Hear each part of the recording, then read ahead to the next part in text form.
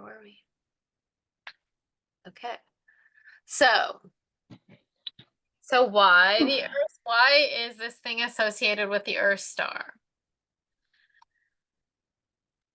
So jinx breaking. So banishing, exorcism, hex breaking, repelling negativity, separation in modern American voodoo. And okay, so to break a marriage or affair, use the leaves with a black image candle and matching incense. But I want to tell you that at first I didn't really understand, but many, like even like white sage is in there, and I think that that's why, because it incorporates this idea of like getting rid of stuff inside you back into the earth. Yeah. Like herbs like they do both. Like the Earth Star is not only about like sucking stuff in, but also of this idea of expelling back our negativity. So banishing, like that's why these herbs make sense, is because it's also associated with that. And of course, earth magic, earth elemental powers and grounding, luck, good fortune, spirituality, meditation, reduces anger, all that good stuff. Uh-oh. Okay. So any other magic? Weather. I could have included this, but Oh yeah. weather. Somehow it's associated with weather magic. Sometimes we know, sometimes that's all I get is just weather. Okay. Yeah, yeah. So then these are my sources: Briggs, Franklin, Barrel, Us, Dietz, Papa Jim, Rose, and Ironwood. And you'll notice that these, because you'll see the next one, the next one is so rad, and there wasn't very much information in my books. So we're gonna find out about it magically. Nice. So Pink Peppercorn. So there's 3 main Latin names that are associated with pink peppercorn: Euonymus, phellomanus, and this is Schinus or Schinus, molle or molle, I bet in Peruvian, but molle, and Schinus terebenthifolius. And that's the Brazilian pepper tree. So the Schinus, the first Schinus molle is the Peruvian, and then then we have the Brazilian. So there, and you're gonna find out. So this is gonna be the Euonymus phellomanus picture. This is going to be the Schinus molle, and you've probably seen that one a lot with those little leaves. And then this one is the Schinus terebinthifolia. Okay. So there are 3 different ones. They're all called the pink peppercorn. And I have one on my property. Nice. So that's a pink peppercorn. Okay. That's it right there. That is actually the Schinus or the Schinus terebinthifolia, the Brazilian pepper tree right there. Nice. So the correspondences, virtually all parts are used, including the leaves, the bark, the fruits, all of it, the oleo resin, all of it. So let's see if I missed anything back here. Hold on. Yeah, the resin and the oleo resin. So the plant information. It's not a true pepper at all. So it's not like a pepper nigrum. It's not, or nigrum. It's not one of those at all. It's part of the cashew family, and it can give you allergies, like cashew allergies, like people with strong nut allergies are to be cautioned. Interesting. Even though it tastes like pepper, it does have pepper taste, but it's not true pepper. And there are male and female trees. So only the female has peppercorns. And other names for the trees, and these didn't like really, we're going to talk about all these names, so I really didn't go into them very much because we're going to talk about them in the source of the discussion. But California pepper tree, Jesuit's balsam, Peruvian mastic tree, Peru, false pepper, and we already know why that is. We have already discussed because it's American pepper and rosé pepper. And so we can talk about American pepper. We'll talk about that. And rosé pepper, obviously that's pink pepper. And I should have an accent over that. And I just wasn't in the mood last night to go find me the accented thing. So Escobilla also it's called. And I couldn't figure out why the heck it was called Escobilla. I just think that's just the name of it. That's every time I looked up Escobilla or etymology, it just came up with pink peppercorn. Okay, fair. Okay, exactly. Okay. So the element is fire. The planet is Mars. And so astrological signs. So we're going to revisit this, but just be thinking about this as we hear its stories and hear how and why it's connected to the Earth Star Chakra and why it might be. Let's see if we can revisit the astrological sign. And then the tarot card, the same, and the Sabbat or life event, and the chakra we know is the Earth Star. So the goddesses is Pachamama, and because this is often dedicated to deity in Peru. It's also because so it was brought up from Peru by Spaniards into Mexico. And in Mexico, it was tied to pulque, which is tied to Mayahuel. So it becomes tied to Mayahuel in that tradition. So now let's look at the stories and the cultural import as it's tied to Peru. And they're called the Wari. And the Wari were people, they didn't have written records. So a lot of it is just like piecing together the information and the like looking at whether we find this food source or that food source in their ceremonial centers or whatever, you know? So what we can piece together is that they used pink peppercorn for cooking and medicine. And they used it in chicha de molle or molle. So this was a corn beverage that was chewed and spat and fermented. And this recipe was created by the Wari. So this civilization is an ancient civilization. It predates the Incas. And like I said, they used the pink peppercorn in this like chewing and spitting kind of beverage that they used ceremonially, and it was alcoholic, like a beer. So, okay, so the recipes then for this were tested at the University of Carolina and North Carolina. And even with like Peruvian women, they got to weigh in. And the first time they try it, they replicated it even in clay vessels even. And Off Color Brewing in Chicago teamed up with this film museum and tried to make the Wari recipe more using modern techniques or more modern. And then also the Dogfish Head craft brewery also brewed a craft beer using Schinus molle, berries, and purple Peruvian corn, and they followed the ancient method of the chicha makers. But they boiled it first, of course, before giving it to the public. Interesting. I know, huh? So also, in Peru, the leaves, not the berries, the leaves were a natural dye. So, and it was a yellow dye that they used it for, and it's quite a nice little yellow dye.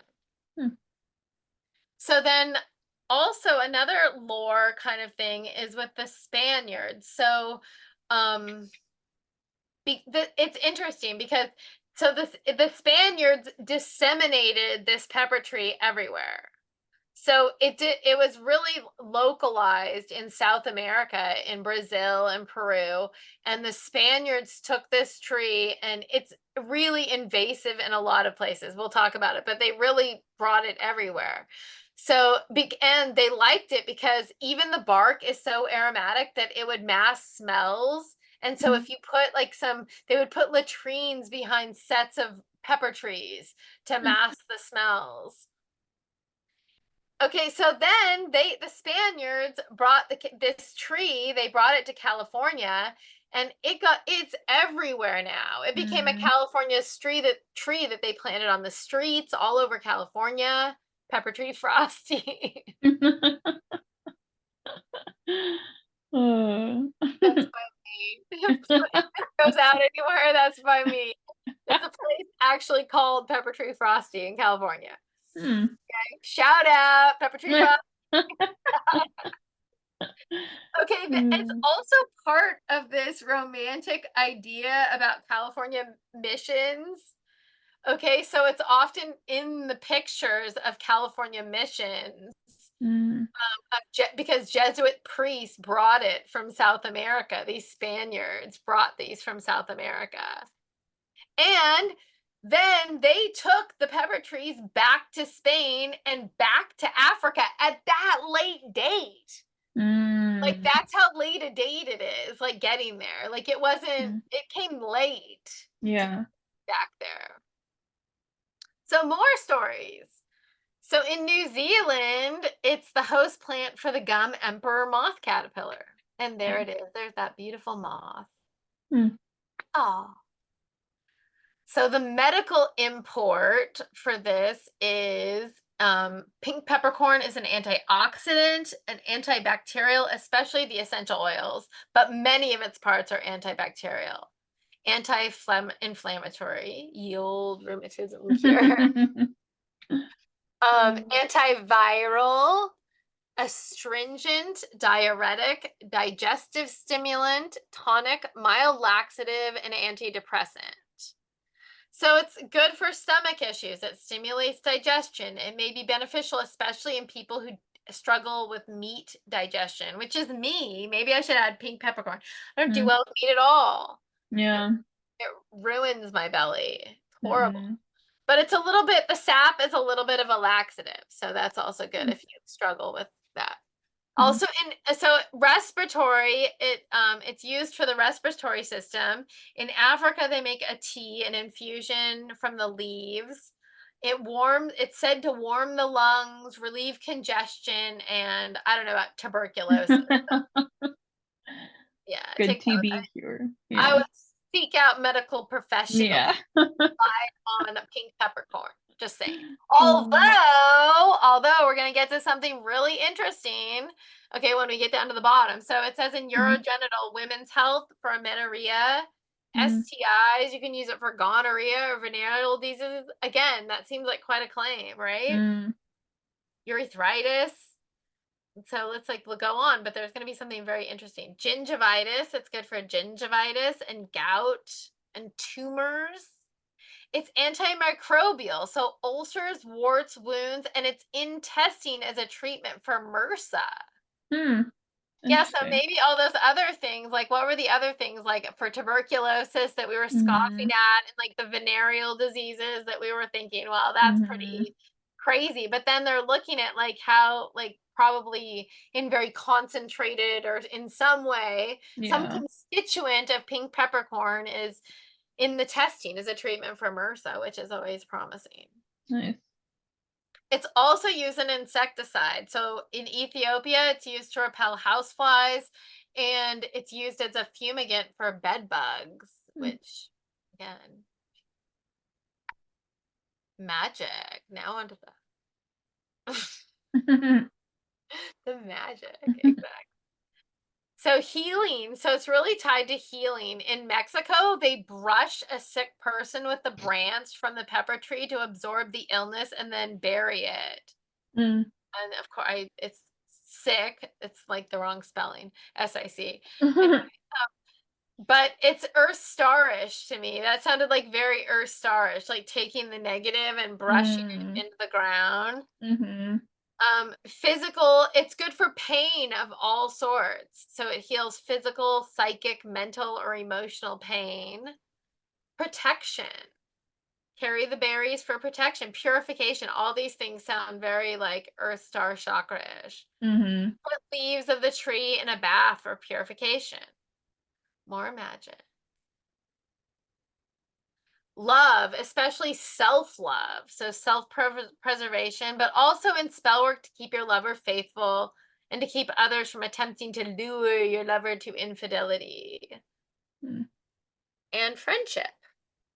So now, do we have any feelings about any astrological signs or tarot cards or sabbats or anything that like makes sense to you, or even any goddesses that seem to? Let's see. Can we make any more?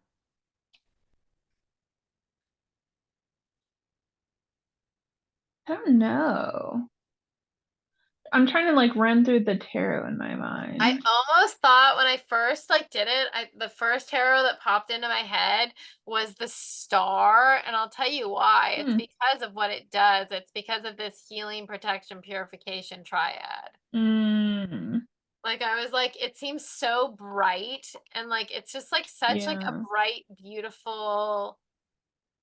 I guess not. Let's see. Healing, protection, purification. Yeah. I could see that. Any other thoughts?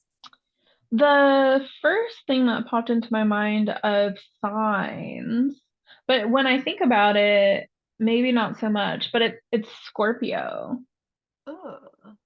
Mostly for like the protection quality and like the like tail of the scorpion.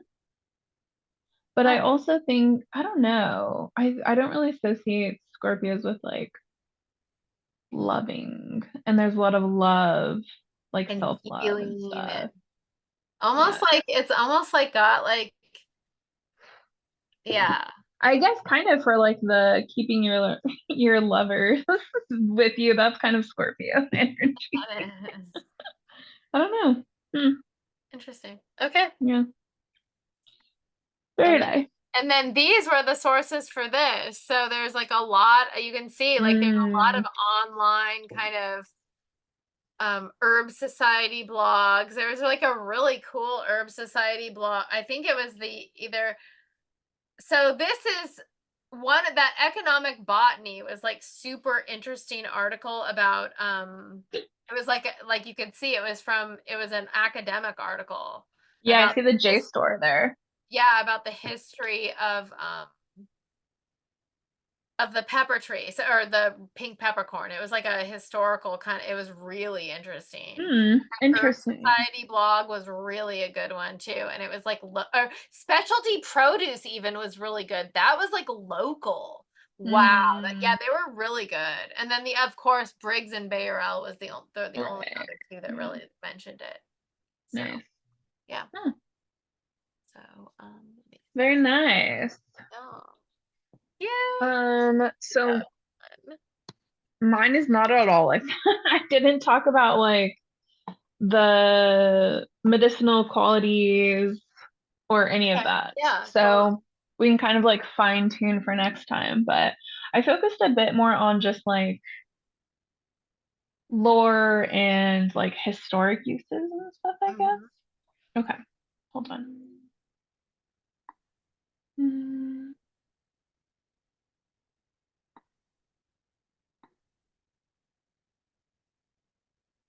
I was stoked that oddly enough, both of those plants were growing in my land.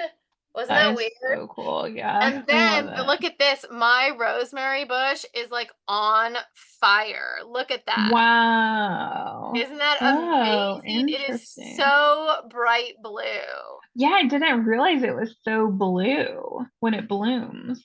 Yeah, so let me tell you. So do you know the story of that? Like with the blue and the why it's related to the Virgin Mary? You would know this.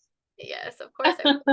So the story goes that before the Virgin Mary, the rosemary had white flowers, but when the Virgin was fleeing and her family, they were fleeing into Egypt, like she took her blue coat and threw it over a rosemary bush in her haste, and as she like brought it through, all the flowers turned this color, bright blue. Oh, interesting.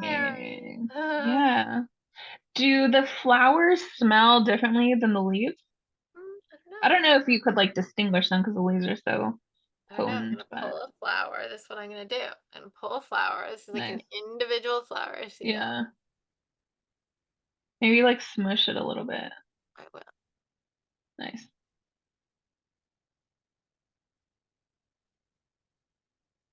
I would say they do contain scent, Oh, okay. but no, not very much. Mm, No, the more you smush them, I think that was just residual scent. I don't think they carry.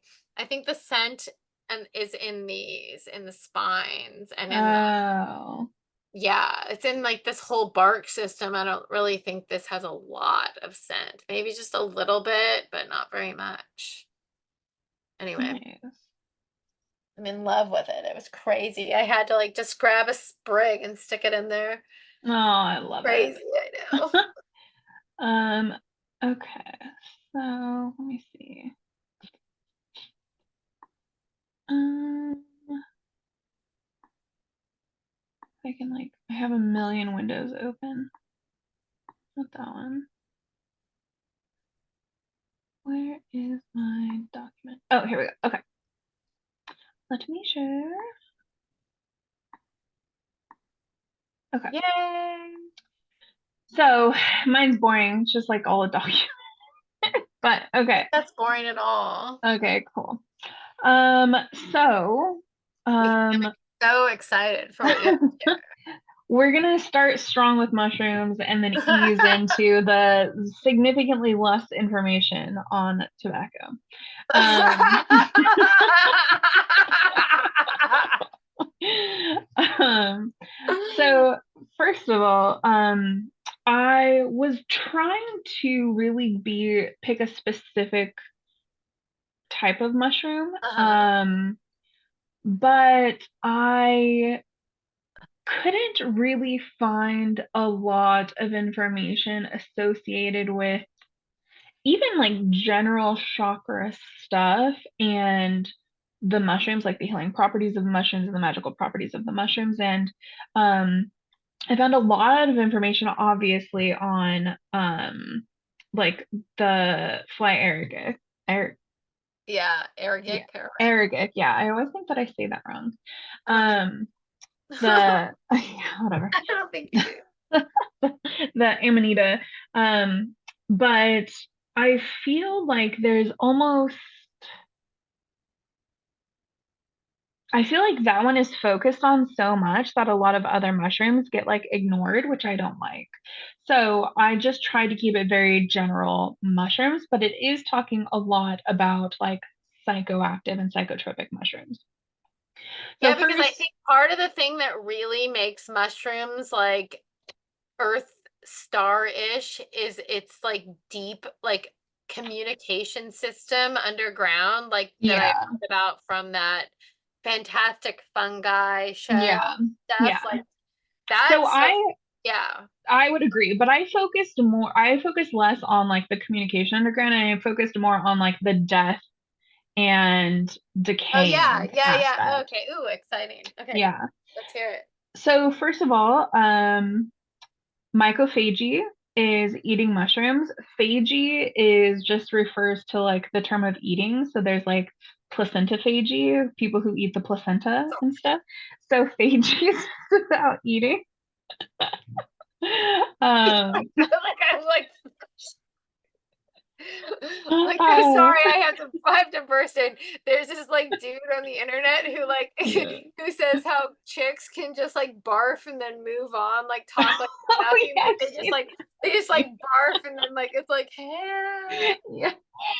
and, like Have you seen that? I saw that. I saw some guy talking about that, and then I immediately it was followed like he had inserted a clip of Lady Gaga vomiting like behind her hand on stage, and then like continues singing.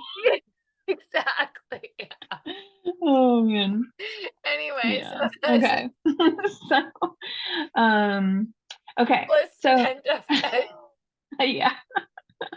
Sorry. Oh my gosh. Okay, so there's a lot of ideas where the term mushroom comes from, but I didn't practice any of these names. Carl de Brohe, guy. He says that the word mushroom had been used for centuries, but it's never really been like defined until the word mushroom and like all mushroom variants came from a French word, mousseron, which is used to describe moss. And so moss is like, I don't know, mousse. And so that kind of then over time translated into mushroom because mushrooms grow on trees like mosses, like moss.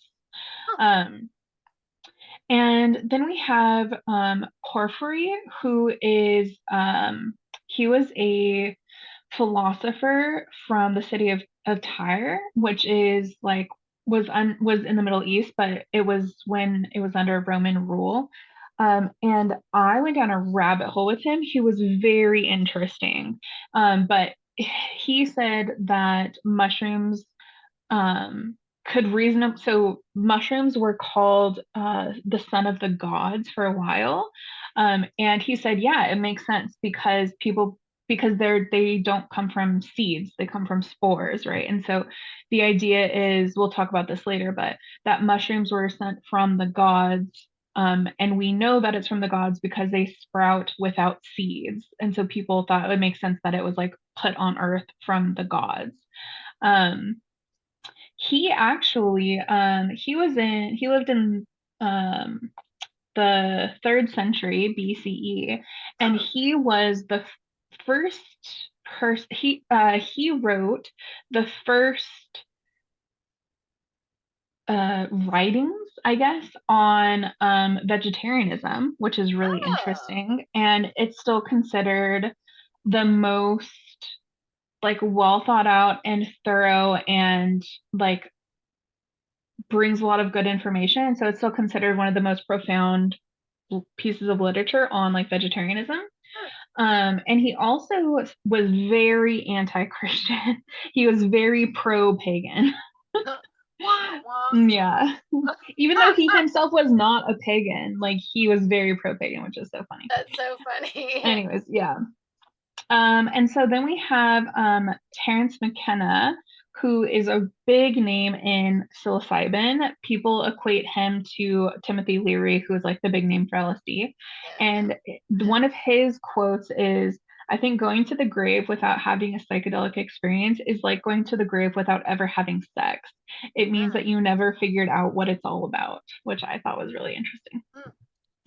Mm. And so in lore, mushrooms are typically, so especially like psychedelic type of mushrooms, are typically associated with, I found this phrase in one of the sources, the dissolution of self, which I feel like is a beautiful explanation of that.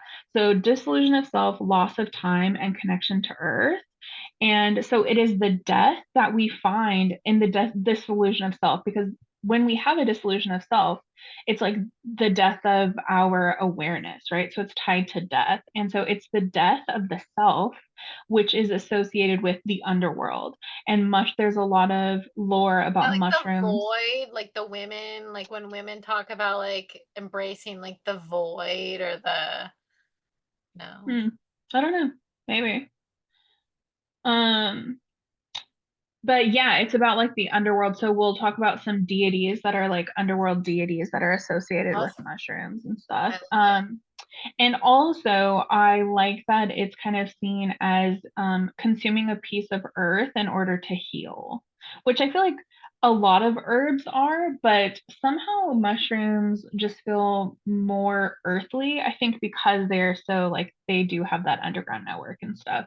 And so it really feels like you're eating a piece of earth when you're eating Itself. mushroom. Yeah, Yeah. 10 minutes. Um, oop, that's not what I wanted. Okay. Um, what else? Where are we at? Okay, so Mesoamerica. So according to widespread legend, I've looked this name up so many times and I cannot remember how to say it. Quetzalcoatl Yeah, Quetzalcoatl or came to, yeah, Quetzalcoatl or something like that. Quaddle. And Hmm. the only reason I know that is because, dude, Mormons are cuckoo about that. They like, there's some like ancient Mormon idea that like rolled around for a while when I was a Yeah. teenager about Quetzalcoatl like being like Oh, somehow tied into like their legends. And so interesting. but I don't even know if that's like a legitimate thing or if that's some what is it called? Like when you apologetics.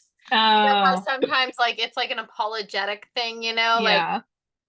I don't know, Yeah. like, and it's not like actual doctrine or anything, but I know that like that. So in that whole Mormonism thing, I learned that it's Quetzalcoatl. Interesting. Yeah. Mormons. Okay. Mhm.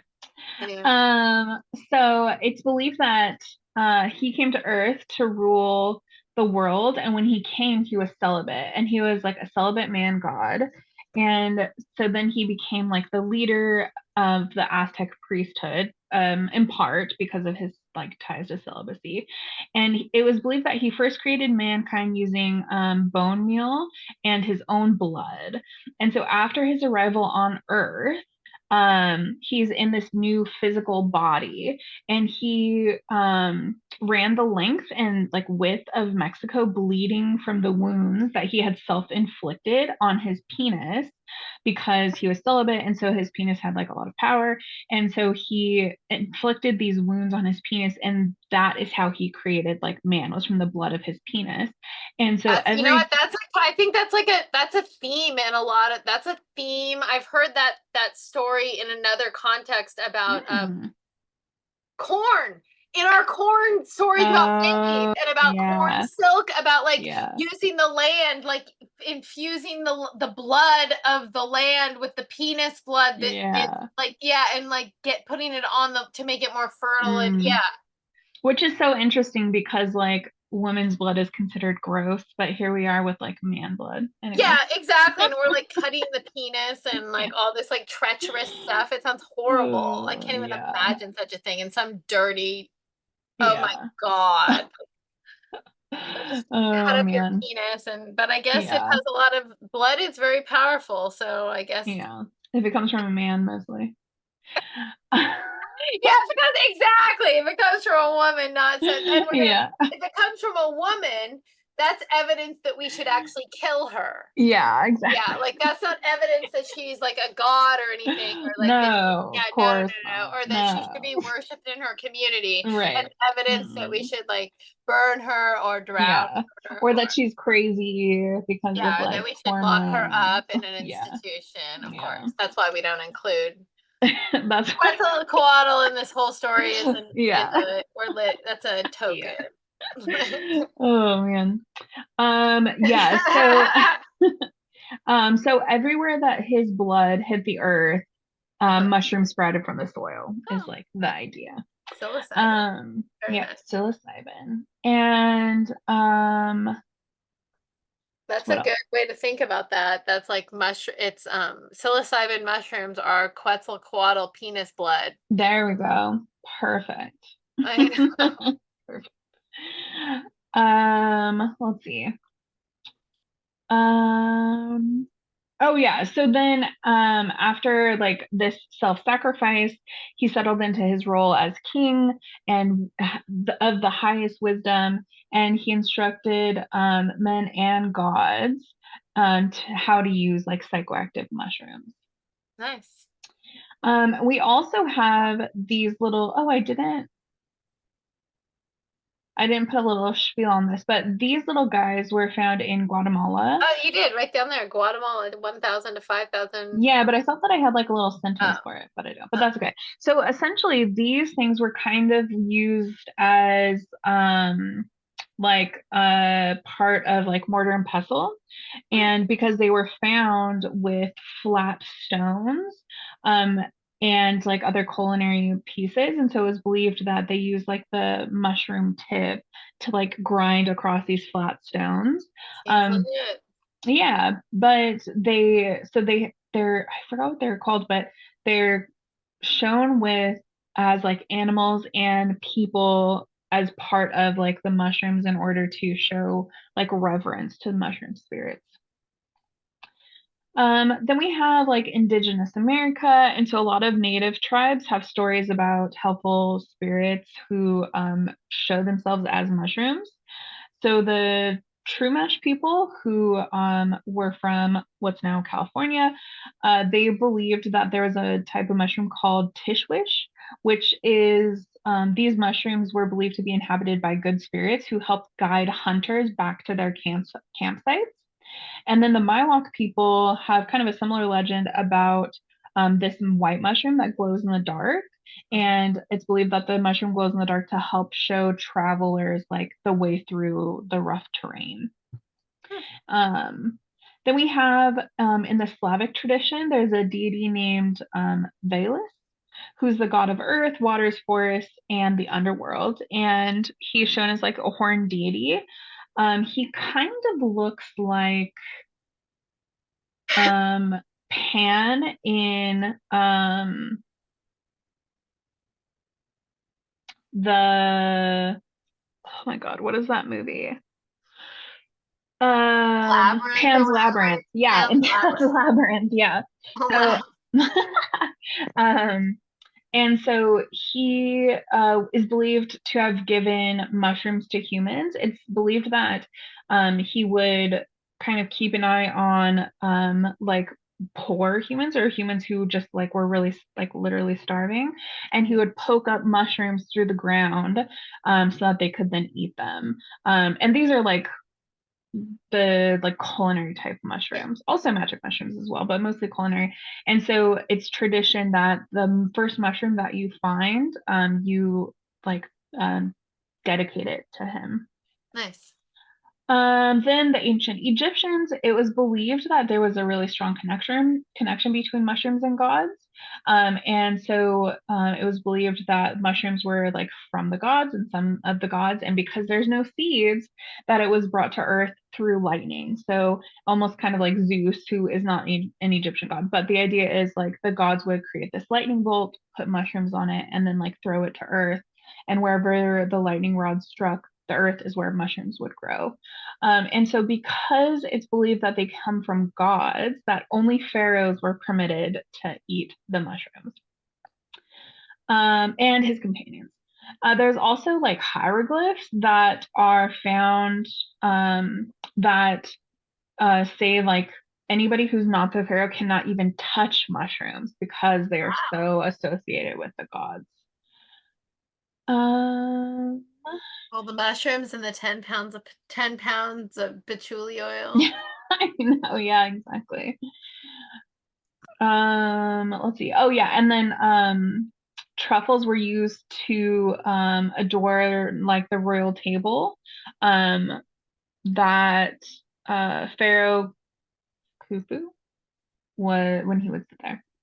Then we have Scandinavia, similar to Siberia. So the Fly Agaric mushroom. There's a lot of lore in Scandinavia, and so in some parts of Scandinavia, it's known as Euonymus. Oh, we have less than a minute. Which is Yule mushroom, and so it's believed that the color of the Fly Agaric is the inspiration for the red and white of Santa. Um, and that the mushroom represents the fruiting body of the world tree, which, as we know, connects like the earth and the heavens and all that stuff. And then similarly, in Siberia, it's believed that Santa's reindeer eat the amanitas, which gives them the ability to fly, which is why, again, red and white is associated. Okay, so we'll stop there because it's going to kick us off, and then you want to send me the new one? Okay, sounds good. I will. Okay, Okay. bye.